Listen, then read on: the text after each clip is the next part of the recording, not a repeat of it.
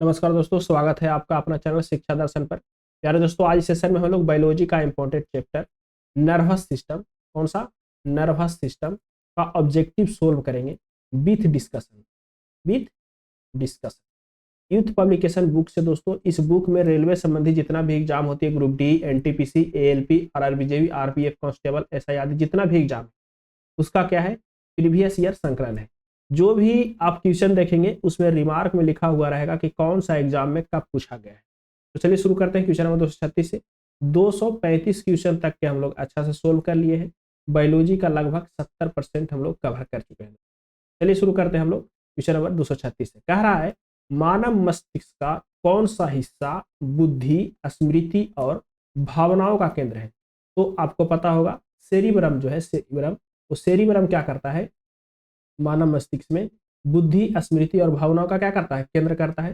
Cerebrum जो है, cerebrum, उस सेरिब्रम सेरिब्रम अग्र मस्तिष्क का भाग है। किसका भाग है, अग्र मस्तिष्क का भाग है सेरिब्रम। किसका भाग है, अग्र मस्तिष्क का भाग है सेरिब्रम। ठीक है, चलिए आगे देखते हैं अगला क्वेश्चन। अगला क्वेश्चन कह रहा है, अगला क्वेश्चन कह रहा है कि हमारी आंख में लेंस का कार्य क्या है। जो हमारी आंख में लेंस है, उस लेंस का कार्य क्या है। उस लेंस का कार्य है, आपको पता है कि आंख की फोकस दूरी को बदलना। एनटीपीसी में पूछा गया क्वेश्चन है, क्या है कि आंख की फोकस दूरी को क्या करना, बदलना। ऑप्शन इसका सी सही है। अगला क्वेश्चन देखिए, क्वेश्चन नंबर देखिए, कह रहा है 238, कह रहा है रेटिना का वह भाग, रेटिना का वह क्षेत्र जहां दृष्टि सर्वाधिक होता है क्या कहलाता है। जहां पे क्या होता है कि दृष्टि जो है, दृष्टि सर्वाधिक है। रेटिना का वह क्षेत्र जहां पर दृष्टि सर्वाधिक है, सर्वाधिक है, अधिक है, क्या कहलाता है। तो उसको दोस्तों क्या कहते हैं हम लोग, रेटिना का वह क्षेत्र जहां पर दृष्टि सर्वाधिक है, उसको क्या कहेंगे, उसको कहेंगे गर्तिका। क्या कहते हैं उसको, गर्तिका कहते हैं। क्या कहते हैं, गर्तिका कहलाता है। ऑप्शन इसका सी सही है। चलिए अगला क्वेश्चन देखिए। अगला क्वेश्चन कह रहा है दोस्तों कि कॉर्निया और रेटिना शरीर के किस अंग में पाए जाते हैं। आप, हम पिछले वीडियो में बताए थे कि आंख का कौन कौन सा भाग होता है। तो कॉर्निया, रेटिना शरीर के किस भाग में पाया जाता है। तो आपको पता है कि आंख में पाया जाता है। किस भाग में पाया जाता है, आंख में पाया जाता है। ऑप्शन कौन सा सही है, ऑप्शन इसका बी सही है।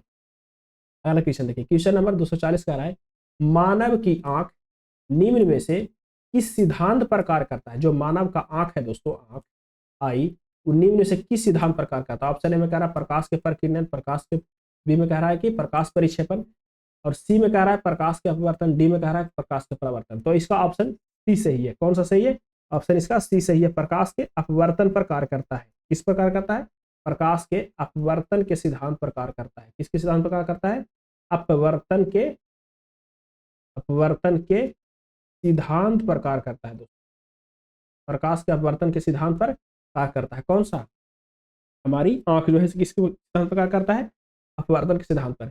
अपवर्तन के दो नियम है दोस्तों। अपवर्तन के कितने नियम है, दो नियम है। कौन कौन, दो नियम है अपवर्तन के। चलिए आगे देखते हैं अगला क्वेश्चन देखिए। अगला क्वेश्चन कह रहा है कि 200, क्वेश्चन नंबर 241 कह रहा है कि पास की और दूर की वस्तुओं को देखने के लिए मानव आंखों की अनुकूलन की विशेषता को क्या कहते हैं। कोई वस्तु के, या पास की वस्तु हो या तो दूर की वस्तु हो, उसको देखने के लिए जो मानव आंख है दोस्तों, पास की वस्तु, दूर की वस्तु को देखने के लिए क्या करता है कि फोकस दूरी को बदलना पड़ता है। क्या करना पड़ता है, फोकस दूरी को, दूरी को आंख, आंख ऑटोमेटिक क्या करता है, बदलता है, बदलता है। तो उसको करने के लिए क्या करना, उसको क्या कहते हैं, वो असमंजस्य कहते हैं। क्या कहते हैं उसको, असमंजस्य कहते हैं। देखिए दोस्तों, हमारे आंख में, आंख में दो विकार होते हैं। कितने होते हैं, दो रोग होते हैं। दो रोग या दो विकार होते हैं, मेनली, मेन रूप से दो रोग होते हैं या दो विकार। कौन कौन से, तो पहला जो है, पहला हम लोग पहला कहेंगे उसको निकट दृष्टि दोष। क्या बोलते हैं उसको, निकट दृष्टि दोष। जो दूसरा कहते हैं दूर दृष्टि दोष, दूर दृष्टि दोष, निकट दृष्टि दोष और दूर दृष्टि दोष। ठीक है, जो एग्जाम में ज्यादातर पूछा जाता है। अब निकट दृष्टि दोष मतलब आप क्या समझते हैं, दूर दृष्टि दोष मतलब आप क्या समझते हैं। निकट दृष्टि दोष मतलब क्या होता है दोस्तों, निकट दृष्टि दोष मतलब होता है जो निकट की वस्तु है, निकट की, निकट की वस्तु, निकट की वस्तु, निकट की वस्तु क्या है, निकट की वस्तु, यहां पे कर देंगे दूर वस्तु, दूर की वस्तु। निकट दृष्टि दोष में क्या होगा दोस्तों कि निकट की वस्तु दिखाई देगा, निकट की वस्तु दिखाई देगा लेकिन दूर की वस्तु दिखाई नहीं देगा। निकट दृष्टि दोष में क्या होगा कि निकट की वस्तु दिखाई देगा लेकिन दूर, निकट की वस्तु क्या होगा दिखाई देगा लेकिन दूर की वस्तु नहीं दिखाई देगा। यही दूर दृष्टि दोष में क्या होगा दोस्तों कि निकट की वस्तु नहीं दिखाई देगा, निकट की वस्तु नहीं दिखाई देगा लेकिन दूर की वस्तु दिखाई देगा। यह है दूर दृष्टि दोष। क्या हुआ? दूर दृष्टि दोष। अब क्या होता है दोस्तों, क्या होता है कि निकट दृष्टि दोष में क्या होता है कि निकट की वस्तु दिखाई देता है और दूर की वस्तु नहीं दिखाई देता है। दूर दृष्टि दोष में क्या होता है कि निकट की वस्तु नहीं दिखाई देता है, दूर की वस्तु दिखाई देता है। तो बच्चे कंफ्यूजन में हो जाते हैं कि निकट दृष्टि दोष यानी कि निकट की वस्तु नहीं दिखाई देगा तो निकट दृष्टि दोष हो गया। कहने का मतलब है कि निकट दृष्टि दोष जो है निकट की वस्तु दिखाई देता है। अगला क्वेश्चन देखिए, कह रहा है कि सामान्य आंख के लिए स्पष्ट दृष्टि की न्यूनतम दूरी क्या है। मान के चलिए कि ये आंख है दोस्तों, क्या है? आंख। यहाँ से देखने के लिए, यहाँ से देखने के लिए कोई वस्तु है, उसको स्पष्ट देखने के लिए यहाँ से यहाँ तक के बीच की दूरी कितना होना चाहिए? तो बीच की दूरी होना चाहिए 25 सेंटीमीटर। कितना होना चाहिए? 25 सेंटीमीटर जो है दोस्तों इसके बीच की दूरी होना चाहिए। ऑप्शन कौन सही है? ऑप्शन इसका सी सही है। ऑप्शन कौन सही है? ऑप्शन इसका सी सही है। अगला क्वेश्चन देखिए, अगला क्वेश्चन कह रहा है, अगला क्वेश्चन कह रहा है क्वेश्चन नंबर 243 कि जब कोई व्यक्ति केवल एक नजदीक होने वाली वस्तुओं को देख पाए। देखिए आ गया निकट दृष्टि दोष और दूर दृष्टि दोष का क्वेश्चन। कह रहा है कि जब कोई व्यक्ति, एक व्यक्ति है, एक व्यक्ति है, वो क्या कह रहा है कि जब कोई व्यक्ति केवल नजदीक होने वाली वस्तुओं को देख पाए, केवल नजदीक होने वाली वस्तुओं को देख पाए, तो इस स्थिति को क्या कहते हैं? केवल क्या करे कि नजदीक की वस्तु को देखे। किसकी वस्तु को देखे? नजदीक की वस्तु को। तो नजदीक की वस्तु को जो देखेगा उसको कौन सा बीमारी होगा? तो निकट दृष्टि दोष होगा। ऑप्शन कौन सही है? ऑप्शन सी सही है। अब कह देगा कि कोई व्यक्ति उसको दूर की वस्तु सिर्फ दिखाई दे। कहाँ की वस्तु? दूर की वस्तु। दूर की वस्तु स्पष्ट दिखाई दे और निकट की वस्तु नहीं दिखाई दे, तो कौन सा होता? वो हो जाता दूर दृष्टि दोष। कौन हो जाता? दूर दृष्टि दोष हो जाता, वो दूर दृष्टि दोष होता।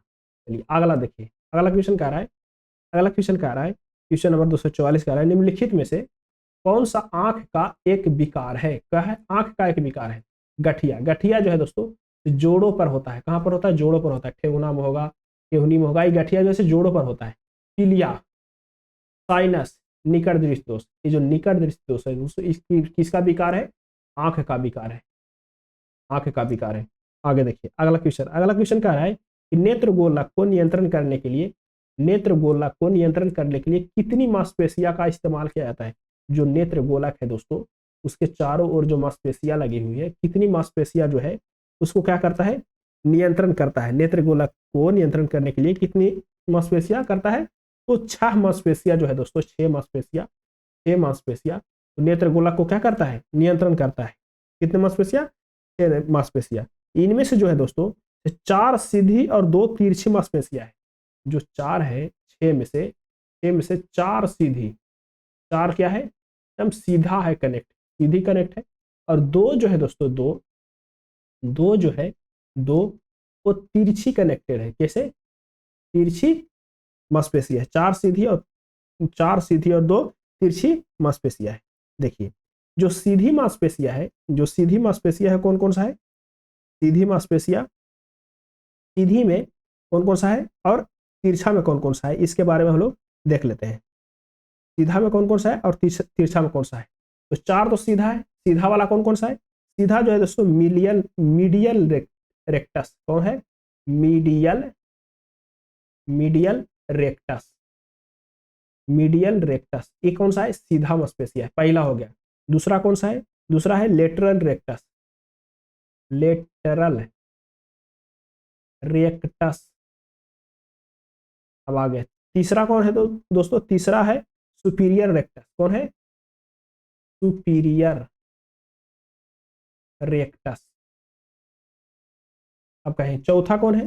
चौथा है दोस्तों इंफीरियर रेक्टस। कौन है? Inferior rectus. कौन सा है? चौथा है। ठीक है। अब आते हैं जो 2 तिरछा है, जो तिरछा है वो कौन सा है? वो है सुपीरियर ऑब्लिक पेशी। कौन है? सुपीरियर ऑब्लिक पेशी। ठीक है, दूसरा कौन सा है? दूसरा है इंफीरियर ऑब्लिक पेशी, इंफीरियर ऑब्लिक पेशी। ये दो है से तिरछा है और ये चार जो है से सीधी कनेक्टेड है। कुल मिला के 6 मांसपेशियां जो है से नेत्र गोलक को नियंत्रण करता है। अगला देखिए, अगला क्वेश्चन देखिए, क्वेश्चन नंबर 246 कह रहा है मानव मस्तिष्क का वजन कितना होता है?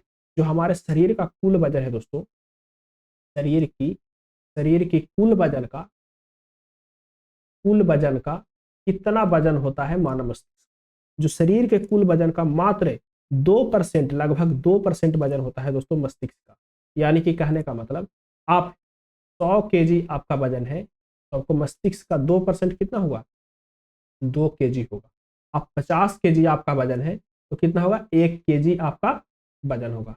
ठीक है, मात्र 2% वजन होता है शरीर के। चलिए अगला क्वेश्चन देखिए, अगला क्वेश्चन देखिए, अगला क्वेश्चन कह रहा है दोस्तों, अगला क्वेश्चन कह रहा है निम्नलिखित में से कौन सा असत्य है? पहले सत्य को देखते हैं, कौन कौन सा सत्य है, बाकी तो देख लेंगे असत्य कौन सा है। रेटिना पर बने प्रतिबिंब उल्टा होता है। रेटिना पर बने प्रतिबिंब उल्टा होता है। देखिए दोस्तों, जो रेटिना पर बना प्रतिबिंब होता है, कह रहा है कि कौन सा सत्य है? तो रेटिना पर बना प्रतिबिंब उल्टा होता है। सही बात है, जो रेटिना पर प्रतिबिंब बनता है वो क्या बनता है? उल्टा बनता है। कैसा बनता है? उल्टा बनता है। एवं कैसा बनता है? उल्टा और वास्तविक बनता है। कैसा बनता है? उल्टा और वास्तविक बनता है। ये तो यहाँ तो ऑप्शन ए ही सही हो गया। बाकी देखिए, कह रहा है रेटिना पर बनने वाला प्रतिबिंब मूल छवि के 2 गुना होता है। गलत बात है। फिर कह रहा है कि रेटिना पर बनने वाला प्रतिबिंब का आकार वस्तु के आकार के समान होता है। ये भी गलत बात है। वस्तु का आकार मान के चलिए 5 मीटर है तो 5 मीटर का प्रतिबिंब तो नहीं बनेगा। फिर कह रहा है कि रेटिना पर निर्मित प्रतिबिंब अधर्म होता है। ये भी गलत बात है। यानी कि ऑप्शन इसका ए जो है से सत्य है इस क्वेश्चन के लिए। अगला क्वेश्चन देखिए, क्वेश्चन कह रहा है दोस्तों, क्वेश्चन कह रहा है कि निम्नलिखित में से कौन सा अनुमस्तिष्क के बारे में सही नहीं है? अनुमस्तिष्क के बारे में क्या है?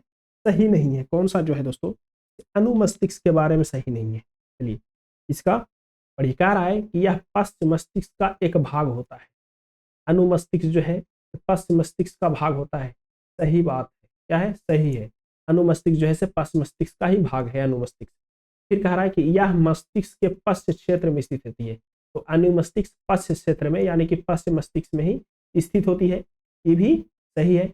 अगला देखिए, फिर कह रहा है कि अनुमस्तिष्क काफी छोटा, लगभग 25% है।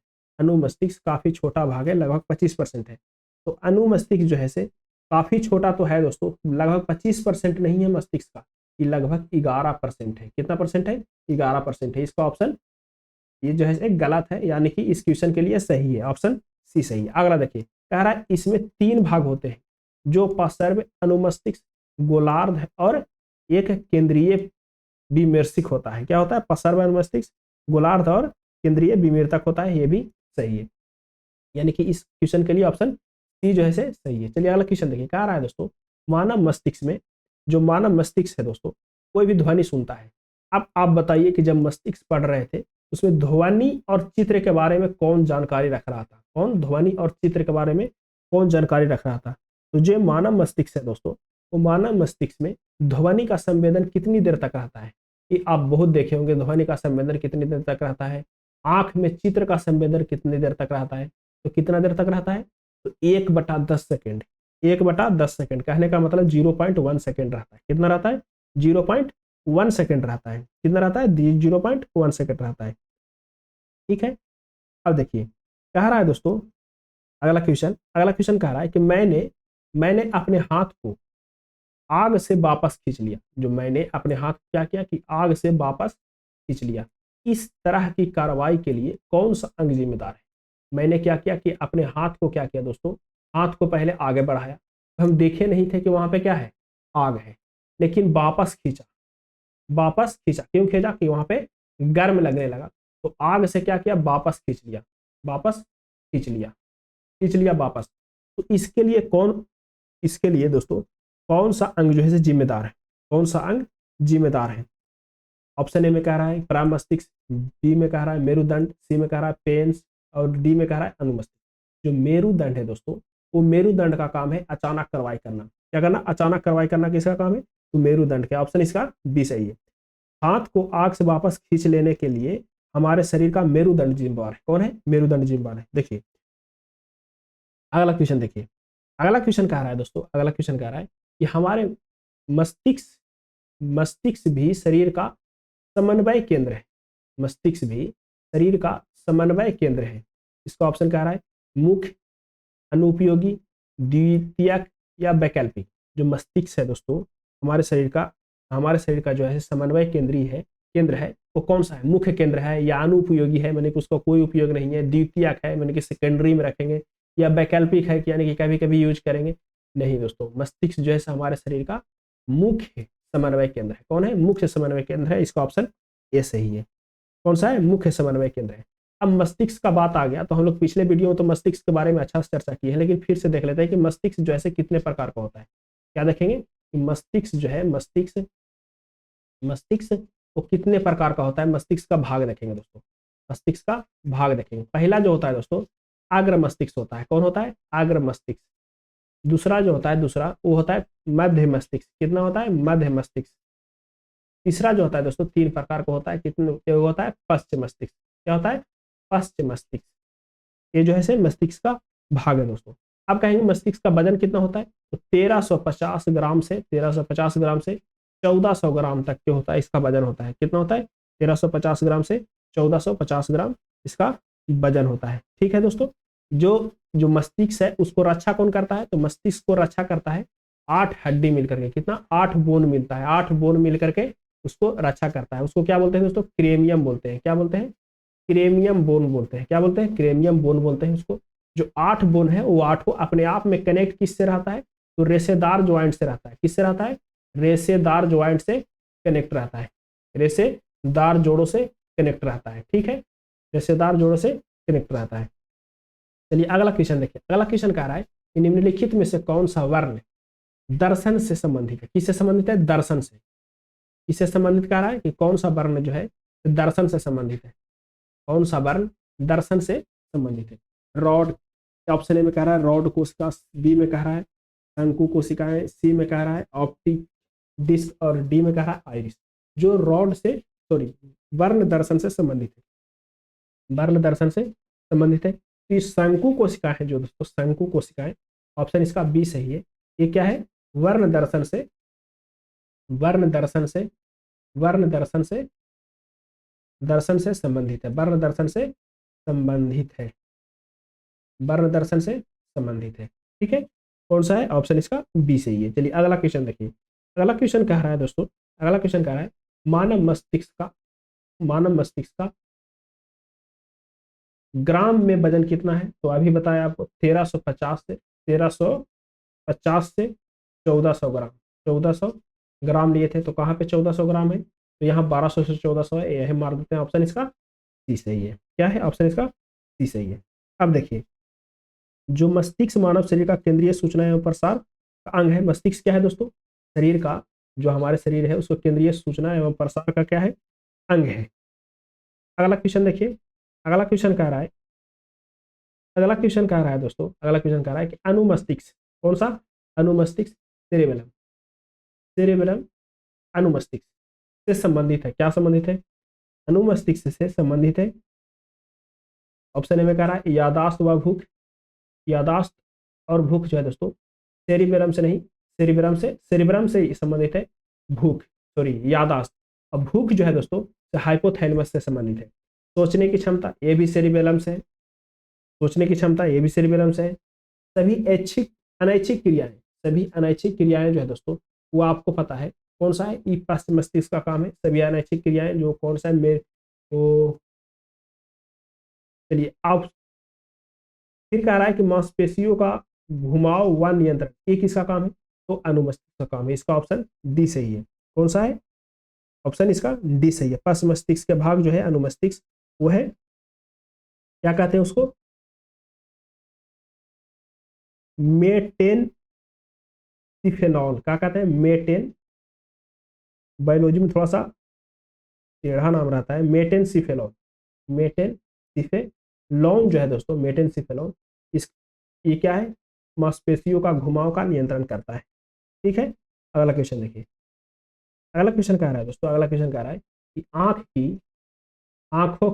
आंखों को लेंस की फोकस लंबाई समायोजित करने में मदद करता है। कौन जो है से आंखों को लेंस की फोकस लंबाई समायोजित करने में मदद करता है? कौन मदद करता है दोस्तों? वो मदद करता है सिलियरी बॉडी। कौन करता है? सिलियरी बॉडी जो है, सिलियरी बॉडी जो है आंखों को लेंस की फोकस लंबाई समायोजित करने में मदद करता है। कौन है? Ciliary body. चलिए अगला क्वेश्चन देखिए, अगला क्वेश्चन कह रहा है दोस्तों, अगला क्वेश्चन कह रहा है कि कौन सा उत्तक न्यूरॉन से बना होता है जो आवेग, जो क्या करता है? आवेग प्राप्त करते हैं और संचालन करते हैं। तो नर्वस उत्तक से। कौन सा दोस्तों? नर्वस उत्तक से बना होता है। कौन सा? नर्वस उत्तक से। ऑप्शन इसका सी सही है, नर्वस उत्तक से बना होता है। चलिए अगला क्वेश्चन देखिए, अगला क्वेश्चन कह रहा है इनमें से कौन सी एक तंत्रिका, इनमें से कौन सी एक तंत्रिका कोशिका है? इनमें से कौन सी एक तंत्रिका कोशिका है? इनमें से कौन सी एक तंत्रिका कोशिका है दोस्तों? कौन सी एक तंत्रिका कोशिका है? ऑप्शन इसका ए सही है, न्यूरॉन्स। न्यूरॉन्स जो है दोस्तों से एक तंत्रिका कोशिका है।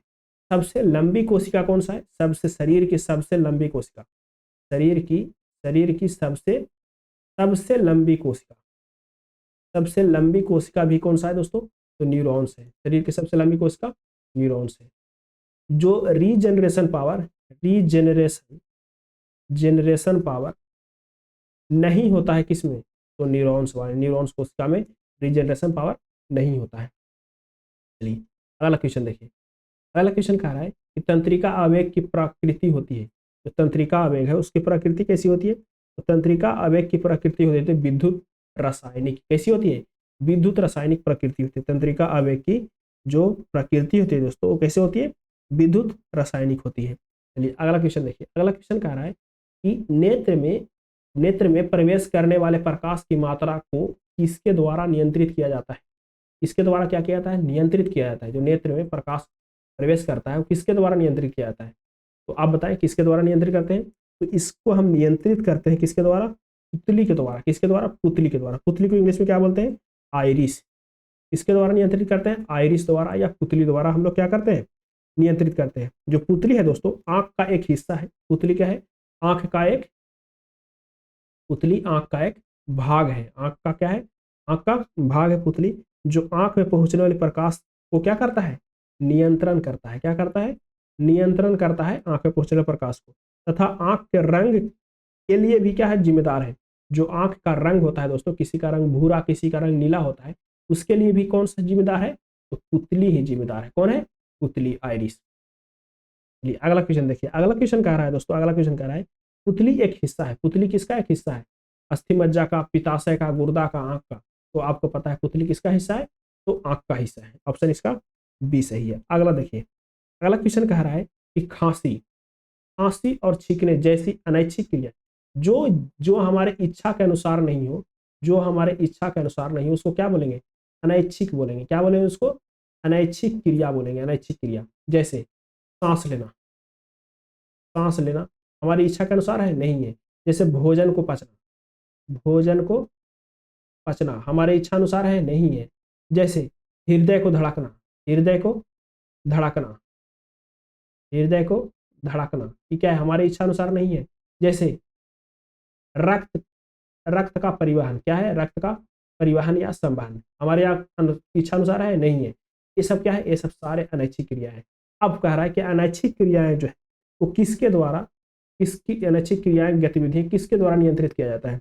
कौन जो ऐसे अनैच्छिक क्रिया को क्या करता है? नियंत्रण करता है। तो मज्जा जो है दोस्तों, मज्जा, मेडुला, इसको मेडुला ही बोलते हैं। मेडुला, मेडुला या मज्जा जो है से क्या करता है? अनैच्छिक क्रियाओं को क्या करता है? नियंत्रित करता है। हमारे शरीर या शरीर के किसी अंग की क्रियाएं जिन्हें हम अपनी इच्छा अनुसार नियंत्रण नहीं करते हैं उसको अनैच्छिक क्रिया कहते हैं। ठीक है। जैसे खांसी, छींकना, श्वासन करना या फिर हृदय धड़कना, ये सब क्या है? अनैच्छिक क्रिया है। इस गतिविधि को कौन नियंत्रण करता है?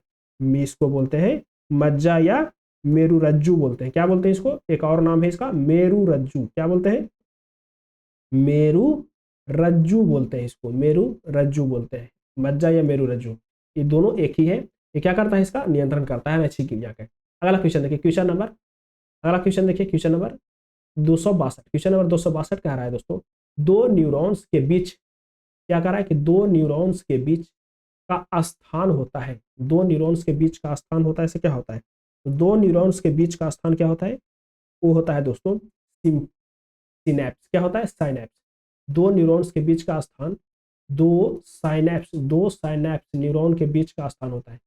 दो साइनैप्स जो है ऐसे, दो साइनैप्स सॉरी साइनैप्स दो न्यूरॉन के बीच का स्थान होता है। दो न्यूरॉन है, उसके बीच का स्थान को क्या बोलते हैं, इसके बीच का स्थान को क्या बोलेंगे, तो सिनैप्स बोलेंगे। क्या बोलेंगे, सिनैप्स बोलेंगे। ठीक है, तो क्या बोलते हैं, सिनैप्स बोलते हैं। न्यूरॉन एक सूक्ष्मदर्शी संरचना है। क्या है, न्यूरॉन जो है दोस्तों एक सूक्ष्मदर्शी यानी कि बहुत छोटा संरचना है, जो तीन भागों से मिलकर बनता है। तंत्रिका आवेगों एक न्यूरॉन से दूसरे न्यूरॉन तक संचरण क्या कहलाता है, सिनैप्स कहलाता है। क्या कहलाता है दोस्तों, तो सिनैप्स कहलाता है। क्या कहलाता है, सिनैप्स कहलाता है। ठीक है, चलिए अगला देखिए, अगला क्वेश्चन कहता है, अगला क्वेश्चन कह रहा है दोस्तों, दो न्यूरॉन के बीच के कनेक्शन को क्या कहते हैं। दो न्यूरॉन के बीच के कनेक्शन यानी कि दोनों न्यूरॉन के बीच के कनेक्शन को क्या कहते हैं, दो न्यूरॉन के बीच के कनेक्शन को हम लोग क्या कहते हैं, दोनों न्यूरॉन के बीच के कनेक्शन को क्या कहते हैं, उसको हम लोग बोलते हैं दोस्तों, उसको क्या बोलते हैं, उसको बोलते हैं सूत्र युग्म। क्या बोलते हैं उसको, दो न्यूरॉन्स के बीच के कनेक्शन को बोलते हैं सूत्र युग्मन। क्या बोलते हैं, सूत्र युग्मन बोलते हैं दो न्यूरॉन्स के बीच के कनेक्शन को। चलिए अगला क्वेश्चन देखिए, अगला क्वेश्चन कह रहा है, अगला क्वेश्चन कह रहा है दोस्तों, अगला क्वेश्चन कह रहा है कि प्रत्येक न्यूरॉन एक साइटोन से निर्मित होता है, जिसमें से कई छोटी छोटी शाखाएं निकली होती है। प्रत्येक न्यूरॉन जो है दोस्तों एक छोटी, प्रत्येक न्यूरॉन एक साइटोन से निर्मित होता है, जिसमें कई छोटी छोटी शाखाएं निकली होती है, जिन्हें कहा जाता है, क्या कहा जाता है जिसको, उसको हम लोग क्या बोलते हैं, उसको बोलते हैं दुमिकाएं। क्या बोलते हैं उसको, दुमिकाएं बोलते हैं। क्या बोलते हैं उसको, दुमिकाएं बोलते हैं दोस्तों। ऑप्शन इसका डी सही है। क्या बोलते हैं उसको, दुमिकाएं बोलते हैं। चलिए अगला क्वेश्चन देखिए, अगला क्वेश्चन कह रहा है, निम्नलिखित में से कौन सा अनुमस्तिष्क के लिए सही नहीं है, अनुमस्तिष्क के लिए सही नहीं है। ऑप्शन इसका कौन सा सही है, अनुमस्तिष्क के लिए सही नहीं है। कह रहा है कि वह शरीर की संतुलन बनाए रखता है। ये क्या है, सही बात है, अनुमस्तिष्क क्या करता है, शरीर के संतुलन बनाए रखता है। फिर कह रहा है यह बोलने, देखने, सूंघने, स्वाद लेने या सुनने, बुद्धि क्षमता इत्यादि जैसी गतिविधियों को नियंत्रण करता है। क्या करता है, नियंत्रण करता है। ये सारे जो है दोस्तों से अनुमस्तिष्क का काम नहीं है, अनुमस्तिष्क का काम नहीं है। इसमें कुछ सेरिब्रम का काम है। क्या है, सेरिब्रम का काम है जो अग्र मस्तिष्क का भाग है, इशारे अग्र मस्तिष्क का भाग है, या अनुमस्तिष्क का काम नहीं है। फिर कह रहा है ऑप्शन सी में कह रहा है कि यह मस्तिष्क के पश्च क्षेत्र में स्थित है, तो अनुमस्तिष्क सही में क्या है, पश्च क्षेत्र का ही स्थित है। कह रहा है कि यह पश्च मस्तिष्क का भाग है, ये भी सही बात है कि अनुमस्तिष्क जैसे पश्च मस्तिष्क का भाग है। इस ऑप्शन के लिए ऑप्शन बी सही है। गलत कह रहा है ना जी, सही नहीं कह रहा था यानी गलत कह रहा है, तो ऑप्शन बी सही है। चलिए अगला क्वेश्चन कह रहा है कि मानव नेत्र के रेटिना पर बना प्रतिबिंब कैसा होता है। जो रेटिना पर प्रतिबिंब बनता है वो कैसा बनता है, रेटिना पर प्रतिबिंब आपको पता है उल्टा बनता है और वास्तविक बनता है। कैसा बनता है दोस्तों, तो उल्टा बनता है और वास्तविक बनता है। रेटिना पर प्रतिबिंब कैसा बनता है, उल्टा और वास्तविक। ऑप्शन इसका डी सही है, ऑप्शन इसका ए सही है। रेटिना पर कैसा प्रतिबिंब बनता है, वास्तविक बनता है और उल्टा बनता है। चलिए अगला क्वेश्चन देखिए, अगला क्वेश्चन कह रहा है कि एक द्वारक है जो आंख में प्रकाश के मार्ग को क्या करता है, नियंत्रण करता है। कौन सा एक द्वारक है जो आंख में प्रकाश के मार्ग को क्या करता है, नियंत्रण करता है। क्या करता है, प्रकाश के मार्ग को नियंत्रण करता है, नियंत्रण करता है। प्रकाश के एक द्वारक है जो प्रकाश आंख में प्रकाश के मार्ग क्या करता है, नियंत्रण करता है। कौन सा द्वारक है, वो द्वारक आपको पता है, पुतली बोलते हैं उसको, आइरिस बोलते हैं, इंग्लिश में बोलेंगे आइरिस और हिंदी में बोलेंगे पुतली। क्या बोलेंगे, पुतली, अभी बताए थे पुतली। पुतली का और काम क्या है, आंख का रंग भी पुतली के कारण ही डिसाइड होता है। चलिए अगला क्वेश्चन देखिए, क्वेश्चन नंबर 268 कह रहा है, निम्नलिखित में से कौन सा प्रमस्तिष्क के बारे में सही है। प्रमस्तिष्क मैंने अग्र मस्तिष्क के बारे में बात कर रहा है, अग्र मस्तिष्क के बारे में बात कर रहा है, तो सही नहीं है। फिर से क्या कर रहा है, सही नहीं है। कह रहा है इनमें दो भाग होते हैं जिन्हें प्रमस्तिष्क गोलार्ध कहा जाता है। इनमें क्या होते हैं, क्या कह रहा है क्वेश्चन नंबर 268 कि दो भाग होते हैं जिन्हें क्या कहते हैं, प्रमस्तिष्क गोलार्ध कहा जाता है। फिर ऑप्शन बी में कह रहा है यह मस्तिष्क का सबसे बड़ा भाग है, लगभग 80% है। क्या कह रहा है, मस्तिष्क का सबसे बड़ा भाग है, लगभग 80% है। ये भी सही बात है, 80% तो नहीं है लेकिन 66% प्लस है। ठीक है, चलिए अगला क्वेश्चन कह रहा है, अगला कह रहा है यह मस्तिष्क का अग्र है, शीर्ष और पास के मध्य। यह मस्तिष्क जो है अग्र है, शीर्ष और सर्व भाग बनाता है। चलिए ऑप्शन डी कह रहा है प्रमस्तिष्क। देखिए कितना क्वेश्चन कितना एग्जाम में पूछा गया है। देखिए group D group D group D group D सारे ग्रुप डी में पूछा गया। फिर कहा है कि प्रमस्तिष्क मांसपेशियों की गतिविधियों का समन्वय करता है। तो प्रमस्तिष्क का काम नहीं है मांसपेशियों की गतिविधियों का समन्वय करना। किसका काम है? पश्च मस्तिष्क का काम है। किसका काम है? पश्च मस्तिष्क का काम है मांसपेशियों की गतिविधियों का क्या करना? समन्वय करना। किसका काम है? पश्च मस्तिष्क। पश्च मस्तिष्क को क्या बोलेंगे? अनुमस्तिष्क भी बोलेंगे। ठीक है, ये सारा काम किसका है? पश्च मस्तिष्क का। अगला क्वेश्चन देखते हैं। अगला क्वेश्चन देखते हैं। अगला क्वेश्चन देखते हैं। अगला क्वेश्चन कह रहा है अगला क्वेश्चन कह रहा है कि निम्नलिखित में से किन गतिविधियों में अनैच्छिक मांसपेशियां कार्यबीन है। देखिए अनैच्छिक मांसपेशियां जिसमें सॉरी गतिविधियों स्वैच्छिक मांसपेशियां कार्यबीनियत है। कह रहा है कि मेढक का कूदना, पेट में भोजन की गति, ये सब क्या है? अनैच्छिक है। हृदय का धड़कना ये भी अनैच्छिक है। हाथ से हाथ से लिखना, ये क्या है दोस्तों?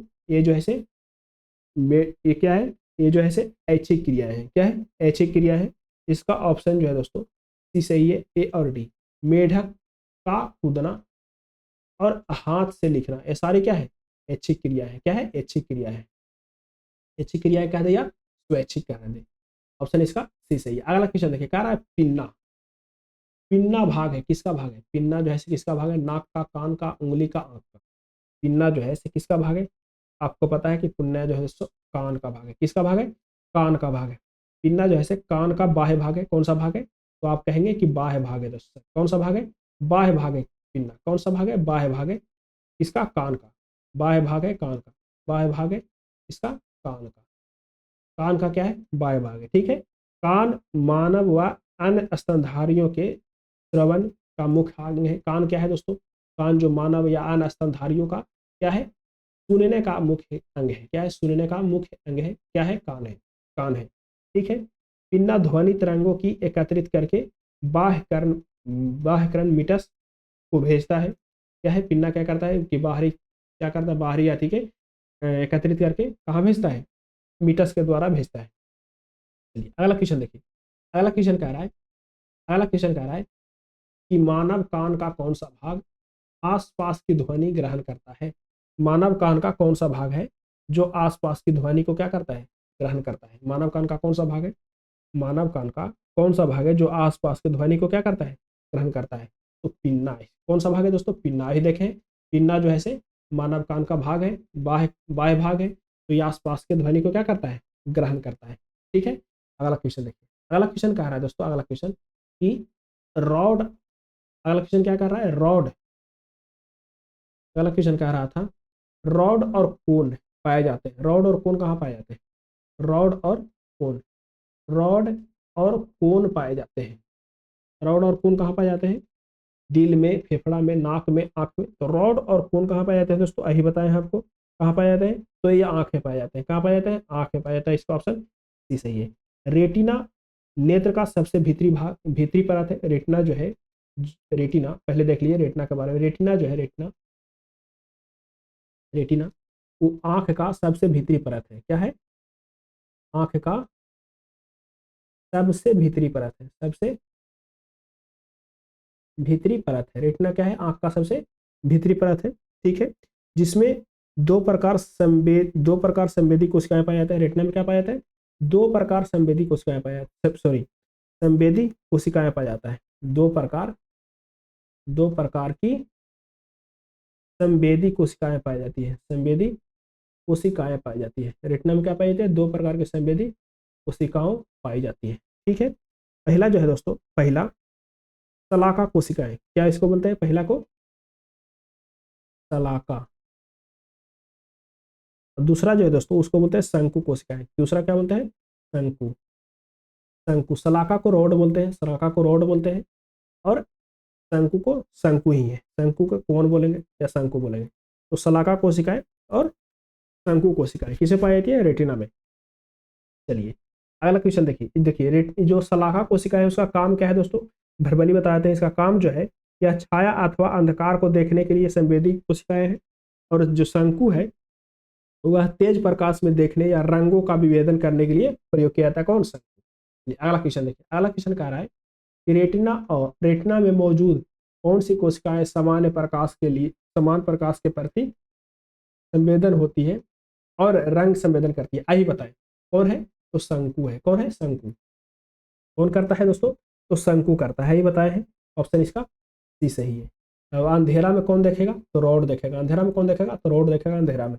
लिए अगला क्वेश्चन देखिए, अंधेरा में घूमिएगा तो रॉड लेके घूमिएगा कुत्ता बिलाई के चलते, लेकिन जब इंजोला में रहेगा तो शंकु रहेगा, तो भी हमको लोग जगह, कौन रहेगा तो लोग देगा। चलिए अगला देखिए, क्वेश्चन नंबर 74 कह रहा है निम्नलिखित में से कौन सा अनुमस्तिष्क के बारे में सही नहीं है? अनुमस्तिष्क के बारे में सही नहीं है, तो देखिए कौन सा सही नहीं है। ऑप्शन इसका ए सही है। कह रहा है इनमें दो भाग होते हैं जिन्हें परामस्तिष्क गोलार्ध कहा जाता है। ये जो है अनुमस्तिष्क का नहीं है, अनुमस्तिष्क पश्च मस्तिष्क का भाग है। ये अग्र मस्तिष्क के बारे में बात कर रहा है, अग्र मस्तिष्क के बारे में बात कर रहा है। ऑप्शन इसका ए सही है। चलिए अगला क्वेश्चन देखिए, अगला क्वेश्चन कह रहा है दोस्तों कर्टी अंक का संबंध, कर्टी अंक का संबंध है, कर्टी अंक का संबंध किससे है? तो कर्टी अंक का संबंध जो है किससे है? तो कर्टी अंक का संबंध जो है दोस्तों किससे है? किससे है? आपको सुनने से। किससे है? कर्टी अंक का संबंध है सुनने से। कर्टी अंक का संबंध किससे है? सुनने से। कर्टी अंक का संबंध किससे है? सुनने से। ऑप्शन इसका ये सही है। चलिए अगला क्वेश्चन देख रहे हैं, कह रहा है कि ऑडिटोरी ऑडिटोरी संबंधित है किससे? ऑडिटोरी किससे संबंधित है? क्या कह रहा है कि ऑडिटोरी किससे संबंधित है? ऑडिटोरी किससे संबंधित है? ऑडिटोरी किससे संबंधित है? सुनने से, स्वाद से। तो आपको समझ में आ रहा है कि ऑडिटोरी यानी कि सुनने से संबंधित है। ऑप्शन इसका ये सही है। अगला क्वेश्चन कह रहा है कि ईयर ड्रम का दूसरा नाम क्या है? ईयर ड्रम का, ईयर ड्रम का दूसरा नाम क्या है? तो ईयर ड्रम का दूसरा नाम क्या है? तो कर्णपट्टी झिल्ली है। क्या है? कर्णपट्टी झिल्ली। जो ईयर ड्रम का दूसरा नाम क्या है? कर्णपट्टी झिल्ली। इसका ऑप्शन कौन सा सही है? ऑप्शन इसका सी सही है। अगला क्वेश्चन देखिए, कह रहा है कि कान का कौन सा भाग ध्वनि कंपनों को विद्युत संकेतों में बदलता है? क्या करता है कि ध्वनि कंपनों को क्या करता है? विद्युत संकेतों में बदल देता है। तो कान का कौन सा भाग है? वो भाग है कॉकलिए कॉकलिया। क्या है? कॉकलिया जो है कान का भाग है जो क्या करता है कि ध्वनि कंपनों को विद्युत संकेतों में बदल देता है। क्या करता है? ध्वनि कंपनों को विद्युत संकेतों में बदल देता है। ठीक है। अगला क्वेश्चन देखिए, क्वेश्चन नंबर 289 कह रहा है मानव कान के किस भाग में ध्वनि के अनुसार कंपन होता है? मानव कान के कौन सा भाग है जहां पे ध्वनि के अनुसार कंपन होता है? तो ऑप्शन डी सही है। कौन है? कर्णपट्ट है।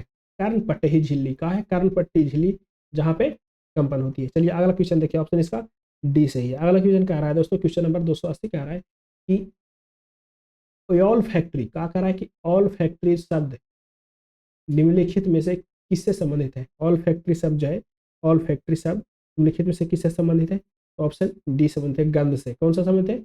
गंध से संबंधित है। ऑप्शन इसका ऑल फैक्ट्री शब्द किससे संबंधित है? गंध से संबंधित है। ऑप्शन इसका डी सही है। आरआरबी जेईई में पूछा गया क्वेश्चन है, ये हल्का का क्वेश्चन नहीं है। लास्ट में जो क्वेश्चन है बहुत इंपॉर्टेंट क्वेश्चन है। कह रहा है कि एक न्यूरॉन के कोशिका रखना को क्या कहते हैं?